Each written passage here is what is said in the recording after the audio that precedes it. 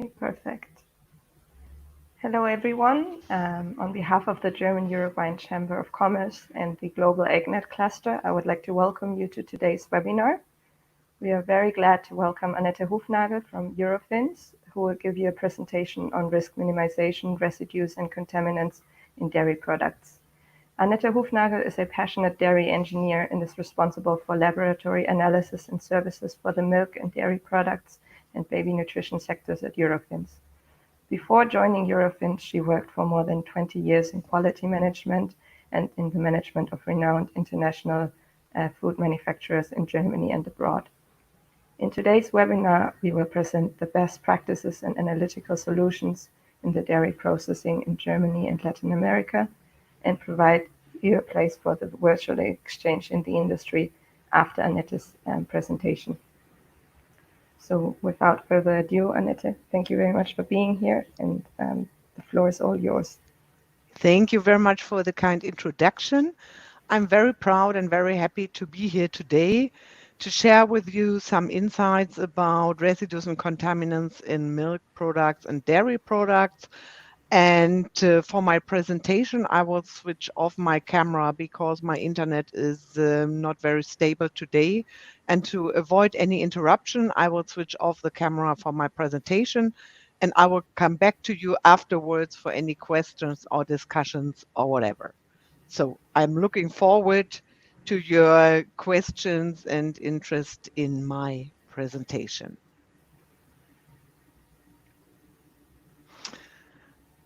Okay, so I will start presenting. 1 second, it should work.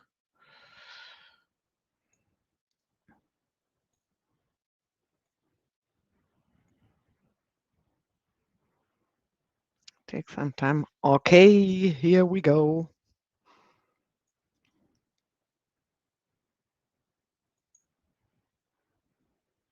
Yeah.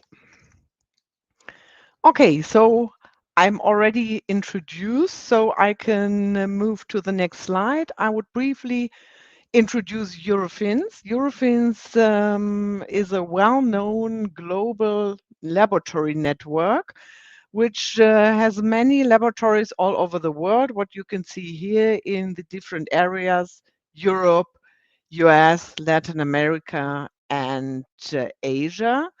So Eurofins has different areas of expertise, where the most important ones are food and feed testing, biopharma services, clinical diagnostics, which are very important now with the COVID testing, etc., and environmental testing. In total, Eurofins has more than 200,000 analytical methods available, is working with about 55,000 employees all over the world in more than 1,000 laboratories and 50 countries worldwide.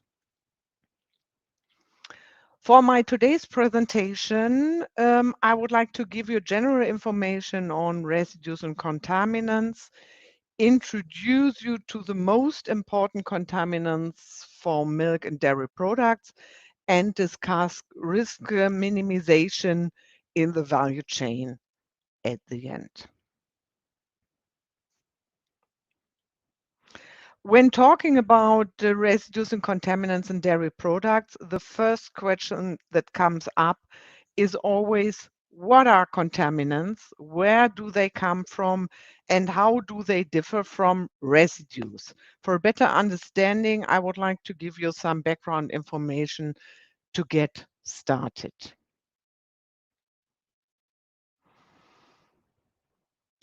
According to the definition by the European Commission, residues are substances that can occur in food as a result of the intended use or application of veterinary drugs or plant protection products.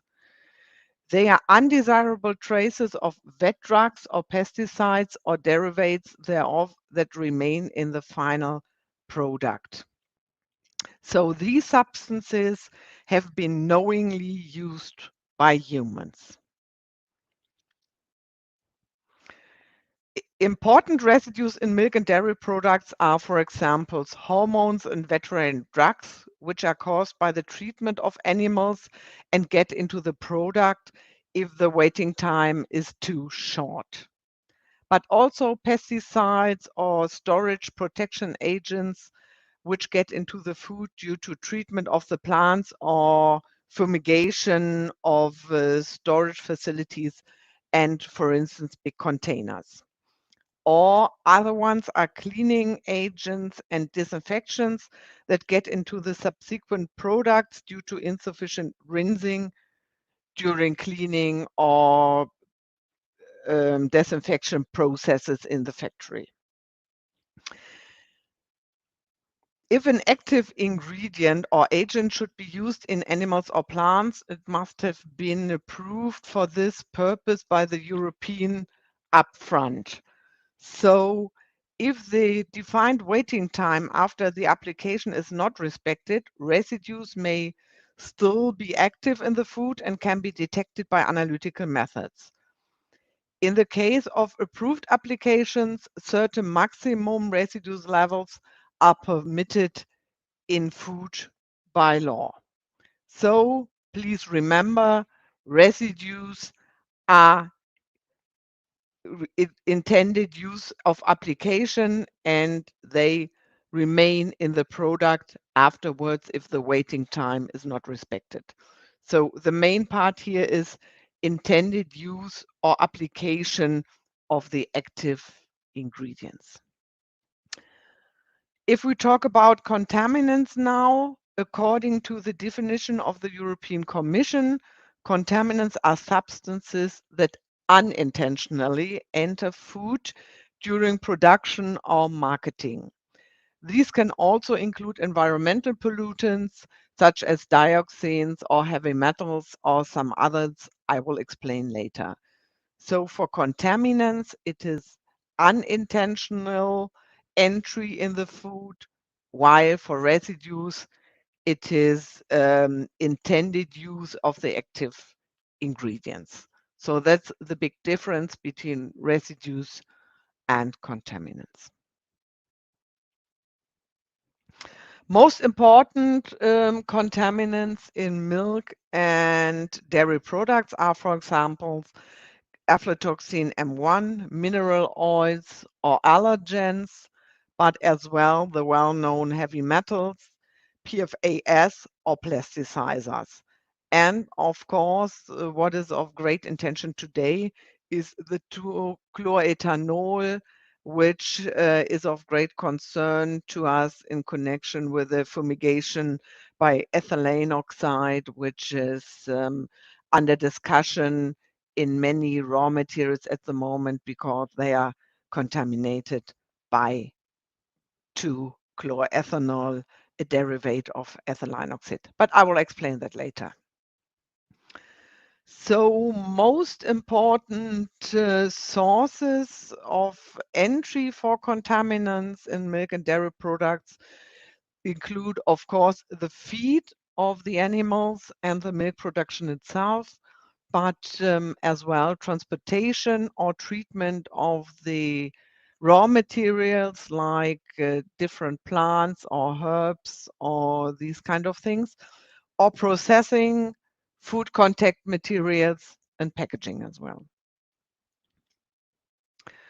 What is really important is to respect the legal requirements. So the maximum levels are set for certain contaminants in order to protect public health.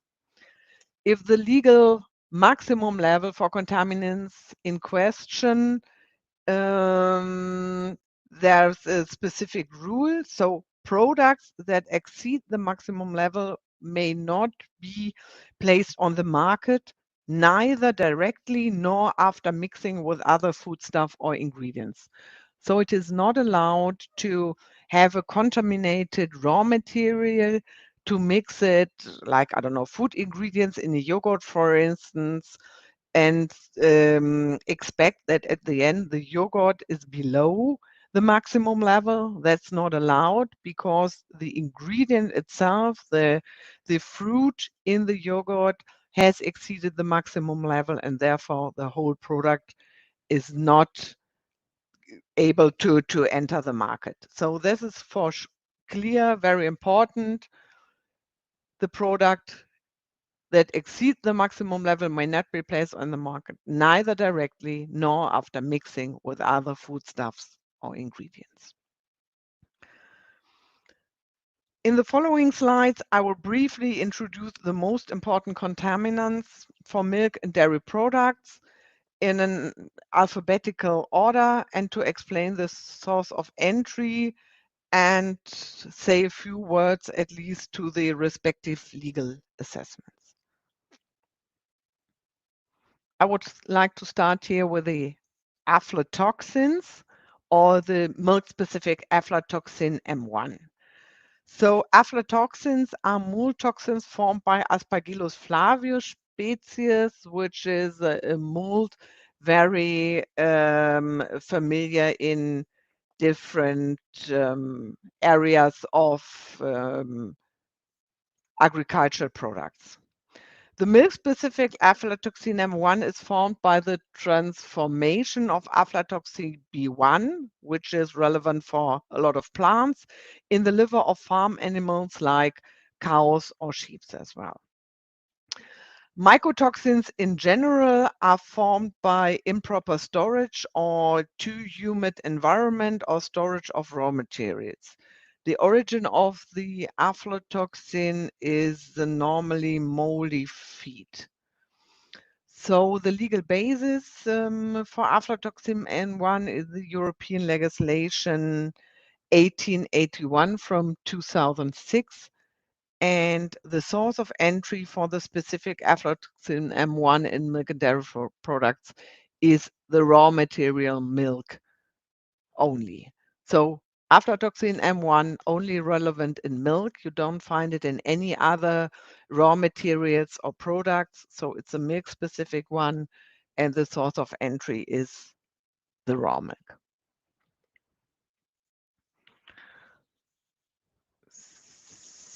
So next one is allergens. It's important to know that under the current European regulation 1169 from 2011, the labeling of the allergens, which are 14 altogether, is mandatory. But binding limits at the moment only exist for gluten with 20 ppm and sulfide or SO2 with 10 ppm. Limits or values for other allergens are currently under discussion.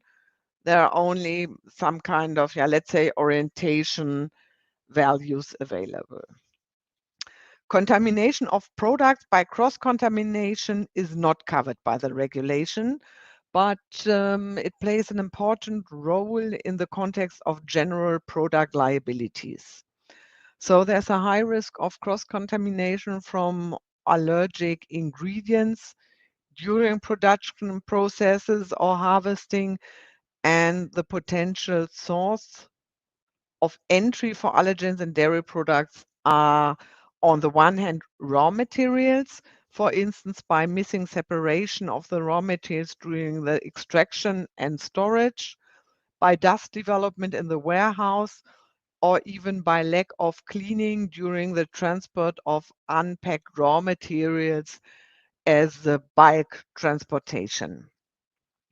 Or on the other hand, in the production process, due to insufficient cleaning in critical product sequences, for instance, if you would have a production of plain yogurt after hazelnut yogurt. So hazelnut is an allergen, and if you produce plain yogurt afterwards, you have to make sure that with your cleaning and disinfection processes, all the allergens are gone. Otherwise, you have a potential risk for the plain yogurt to carry these allergens.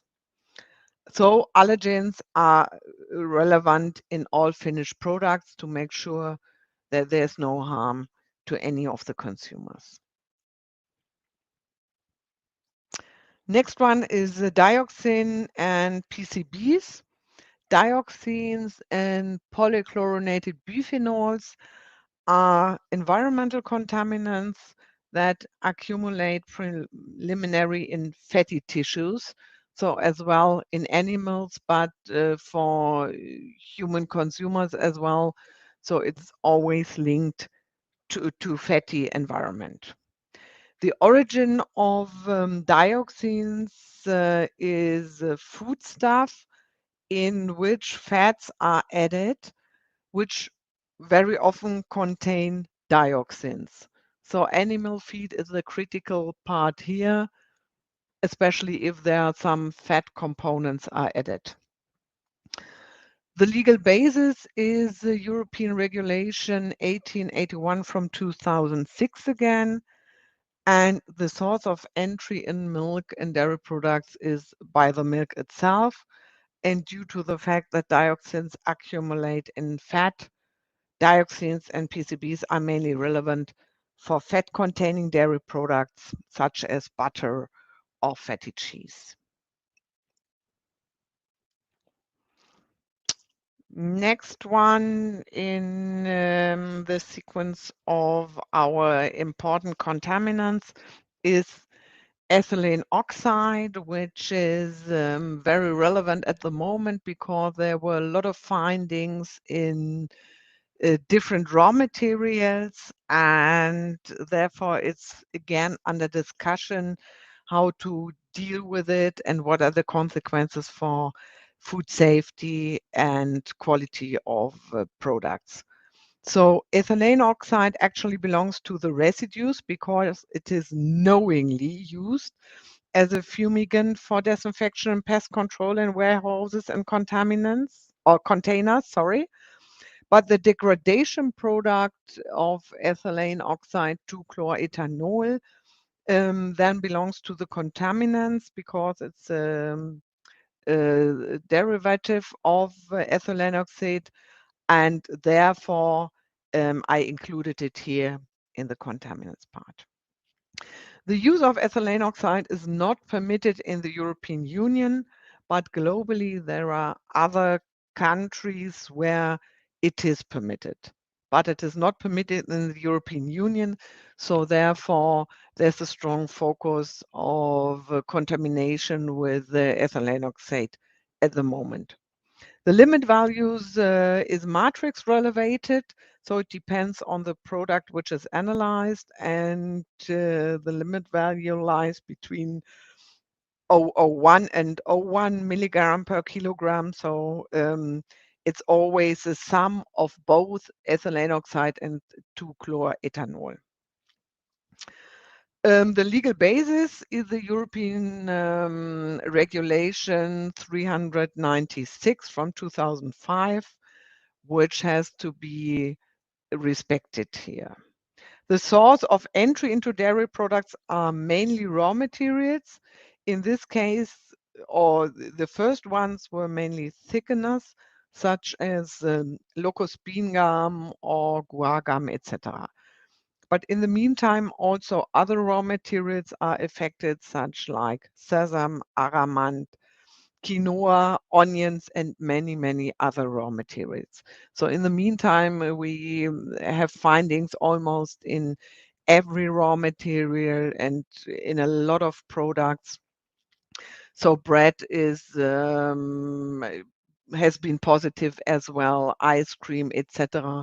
So really a lot of different products are affected. The containers in which the raw materials mainly are transported, they are fumigated with ethylene oxide or other storage protections against, and then the raw materials take over this active substance, and then at the end the analytical methods can detect the ethylene oxide and the 2-chloroethanol. So the source and the entry in dairy products are raw materials a broad variety of raw materials, as I mentioned before. So it's very important to keep an eye on that and to make sure that the raw materials are tested and are free from ethylene oxide or trichloroethanol for Europe.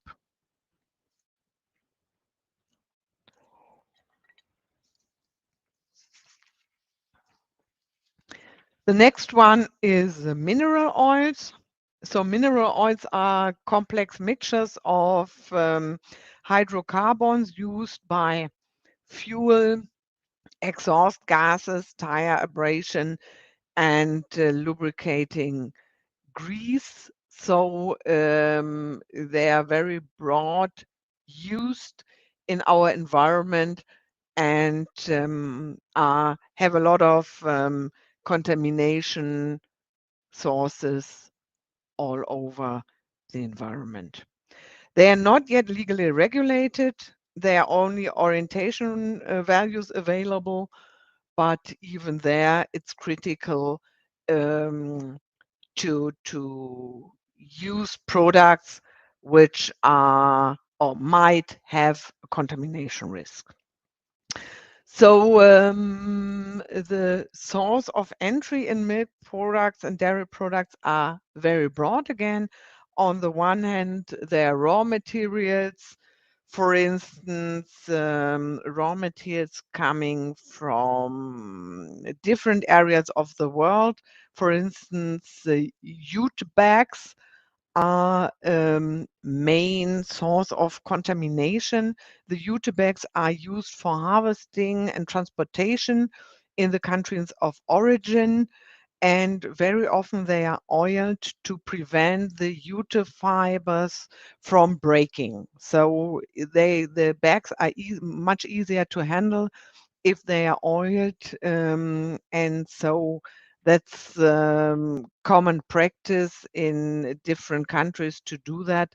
But then, of course, you have the risk that the raw materials inside are contaminated by the mineral oils. Another source of entry are agricultural vehicles, which are used for harvesting, like combine harvesters, where they use oils for lubrication. So there, if the corns or the products come are in touch with the equipment that is lubricated, then you might have a carryover or contamination risk for the raw material. Or as well, oil compressed air equipment, which is used, for instance, for blowing out silo tracks or other tanks or trucks. There you have again the risk that the contaminated or oiled compressed air equipment is in touch with your product and that the product is contaminated. On the other hand, production processes themselves might be a source of entry for mineral oils because you use a lot of lubricants for the machines in the production and mechanical release greases, which are sometimes used for production of yogurt cups, etc. So you have these machines that form the yogurt cups by pressure and by heat. And there you need some lubricants to make sure that the plastics don't stick in the machine.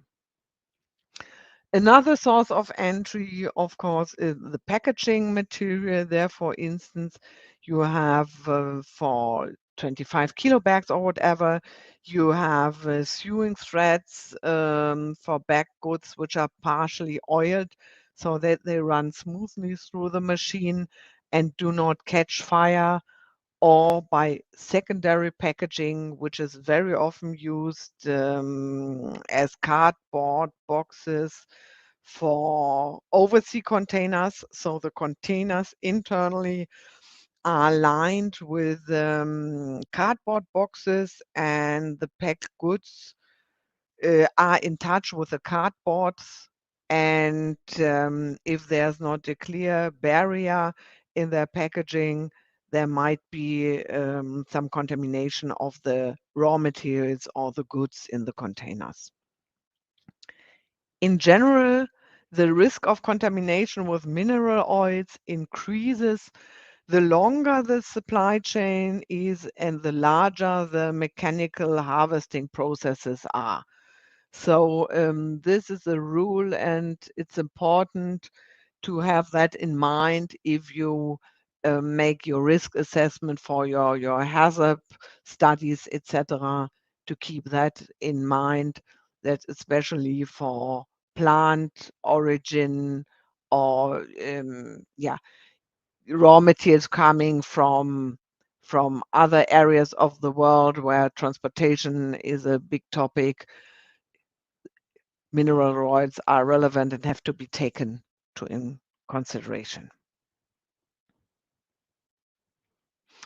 Next ones are the polycyclic aromatic hydrocarbons called PAH. They are formed by incomplete combustion of organic material such as coal, fuel oil, fuel, wood as well, or they are part of environmental pollution with fine dust from traffic, or as well, what I mentioned is forest fires. So what we observe is that in areas where you have large fires, the PHAs increase in the raw materials or in the milk or in the environment of this fire. So contaminated with PHAs are mainly crops depending on the respective environment. So if there's a big traffic road is close to the field, or if there are heat or power plants or heavy industries, if they are, can be found in direct neighborhood of the plants or the fields, then you will observe a higher value of PHAs. PHAs can also be formed during the processing and preparation of food by smoking, drying, frying, grilling, roasting, baking, whatsoever.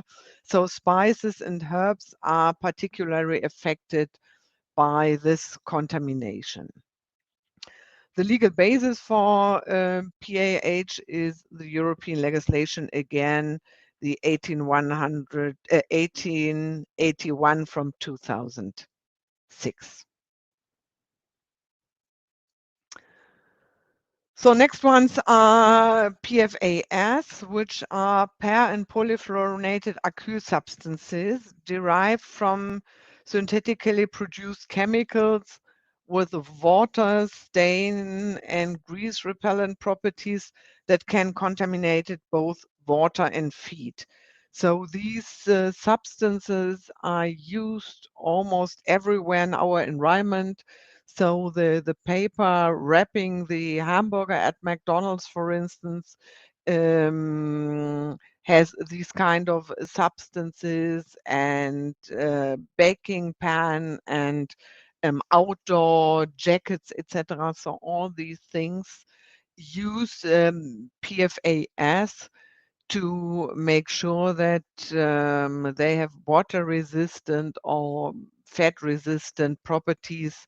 So it is PFAS are very ubiquitous at the moment, and we have even found them in Arctic water. So they are really everywhere around the world, and the number of positive findings is increasing.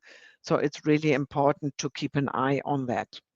PFAS are not yet regulated in Europe by law, but limits are already being discussed, and we expect pretty soon to have some European limits for this substance. The largest source of PFAS in dairy products is the milk itself via feed and water from the cows. So they eat it with the grass or have an intake due to the water they drink. but however, packaging material with their water, stain, and grease repellent properties can also be relevant for the source of entry.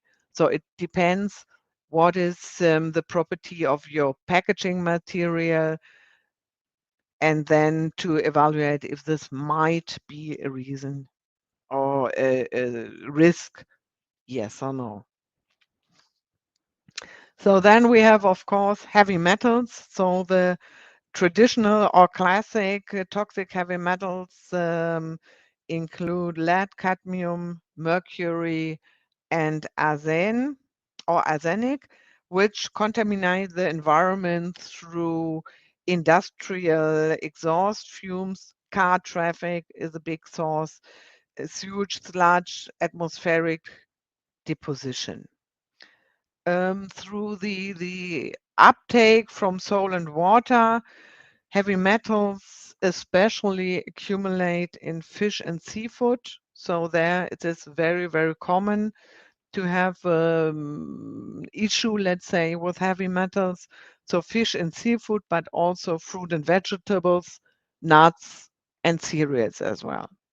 So for drinking water or in drinking water, an important role is also from lead uptake.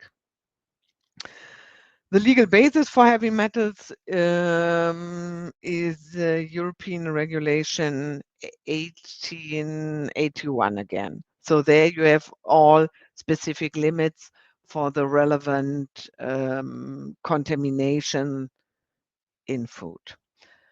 The main source for heavy metals in milk and dairy products is once again the raw materials, so the milk itself, but as well the plant-based raw materials like fruit, vegetables, nuts, cereals, etc. So everything you use for your dairy products.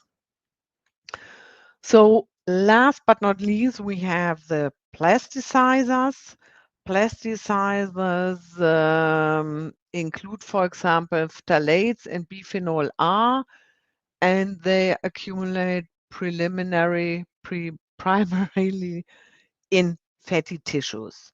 So in general, plasticizers give elastic properties to all kind of brittle plastics, and they are therefore used in a broad variety of ways and applications in our environment. Um, Phthalates are normally used for the production of flexible polyvinyl chloride, PFAS. So in the food industry, they are mainly used in industrial hoses for the transport and conduction of liquid media and pasty foodstuff from the milk collection truck to processing in dairies, and as well for yogurt, butter, or cheese. So phthalates or plasticizers are almost used in all the processes in a traditional dairy, and therefore are very relevant to keep an eye on the risk assessment for your products. The use of phthalates and plastic packaging for foodstuff is subject to certain limits for their transfer to the foodstuff itself. So sometimes there are restrictions on their use or bans, and especially for food for infants and young children, they are very, very restricted. And again, they're relevant, especially in fatty dairy products. So very important are butter, cheese, etc., but as well for sensitive consumers like infants or young children. So with the knowledge of the most important contaminants in mind, I would like to take a brief look at a risk assessment and risk minimization in the value chain for dairy products. So what you can see here is the picture with the supply chain, and I would like to explain a little bit how it works to build the risk for your products. Nowadays, a major challenge for the food industry is the increasing complexity of the global supply chains. So you get raw materials from different areas of the world, different qualities, different processes, different transportation conditions. So it's very, very difficult to have everything in mind that is relevant from quality and food safety aspects for your products. So on the left-hand side of the slide, you can see such a supply chain with the individual steps from animal feed to packaging and the potential contamination risks along the way. So there are, for instance, the cultivation of agricultural products like animal feed, cereals, raw materials produced for the dairy products like, of course, milk, fruits, vegetables, herbs, spices, etc., and the relevant risk related to that. So on the plant um, based raw materials or feeds, it's pesticide, dioxins, heavy metals, of course, GMO. It depends on the um, plant you use, if there's bike transportation relevant as well. Then you have the milk products with the veterinary drugs, hormones, and the milk-specific aflatoxins M1. Then you have the transportation of the raw materials, which is partly unpacked as loose goods or silo goods. And due to my experience, this is a risk that is often underestimated because we know that about 75% of the raw materials in our food products are potentially transported as unpacked goods like milk, flour, I don't know, chocolate, oil, sugar, salt. So there are a lot of raw materials which normally use bulk transport for transportation. And for each of the raw materials or ingredients, there are different requirements on transport conditions and for cleaning as well.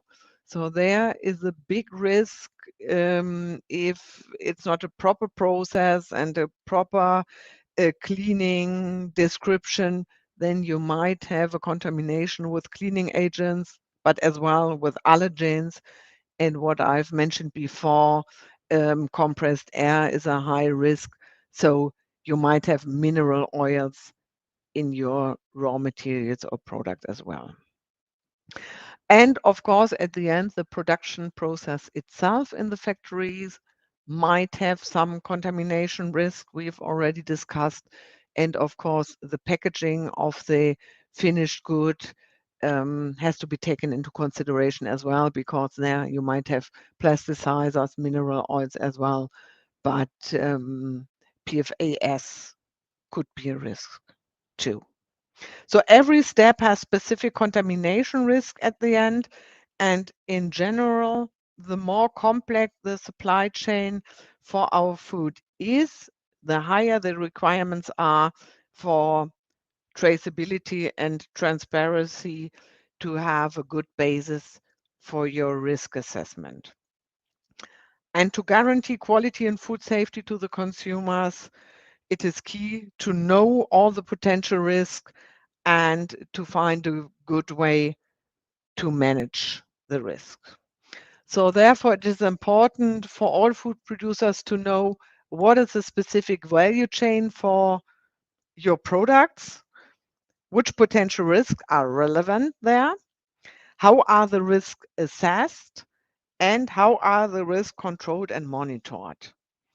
Because only if you know that, it is in your hands to make the consumers of milk and dairy products happy every single day. So that was my short excursus to residues and contaminants in milk products. I will turn on my camera again to come back to you for any further questions or comments or any topics you would like to discuss. Please let me know.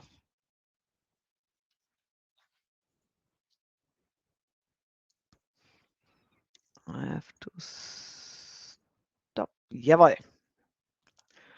Back again. So feel free to ask your questions or to let me know what are your thoughts or your topics of interest.